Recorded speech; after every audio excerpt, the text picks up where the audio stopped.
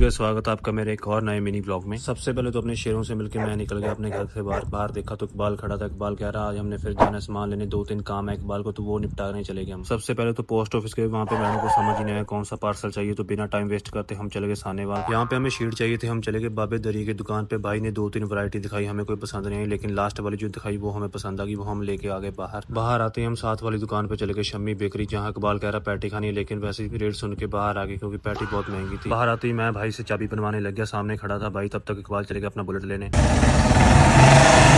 Iqbal blog को देख के पंप में आ गया, तो भाई तब तक भाई ने अपनी कारीगरी शुरू कर दी थी और सक्सेसफुली भाई ने चाबी बना के दे दी हमें। लो भाई तुम्हारा काम हो गया। वहां से चाबी लेके हम तुरंत रवाना हो गए सानेवाल रेलवे स्टेशन की और इकबाल कह रहा मुझे ट्रेन देखने का मन है, तो हम चले गए ट्रेन देखने। और वहीं पे इंडिया का सबसे पावरफुल इंजन खड़ा था वैक 12B, और साथ ही पुल के नीचे ट्रक घिसने वाला था पुल के साथ। उसके बाद हम निकल गए दाना मंडी की ओर, क्योंकि वहाँ पे हमारे दोस्त बैठे थे, उनका कॉल आया था हमें कि हमें जाते जाते मिल के जाओ भाई, तो हम चले गए उनसे मिलने के बाद हम सीधा निकल गए कुआड़े की ओर। कुआड़े जाते जाते इकबाल बहुत ही लापरवाही के साथ फोन चलाते चलाते भाई बाइक चलाने लग गया। मैंने इसके मुक्के फेंके भाई, फिर सही हुआ ये। कुआड़े चौक पे पहुंच के देखा तो यहाँ पे पानी हुआ पड़ा, शायद गटर लीक हुआ था। कुआड़े हमने जाना था पाटिया बेकरी, हमें बिस्कुट चाहिए थे तो हमने वहाँ पे ले लिए। उसके बाद हम सीधा पहुंच के रामगढ़ चौक, वहाँ पे हमें चाहिए सूट स्वीट वालों के 2 किलो लड्डू, तो भाई से मिलकर बहुत अच्छा लगा। भाई से हाल चाल पूछा, भाई कह रहा ठीक हो, तो 2 किलो लड्डू हम हाथ में लेकर निकल गए अपने घर की ओर। तो ये था मेरा मिनी ब्लॉग, कैसा लगा? अच्छा लगा तो भाई फॉलो जरूर कर लेना। मिलते हैं अगले ब्लॉग में।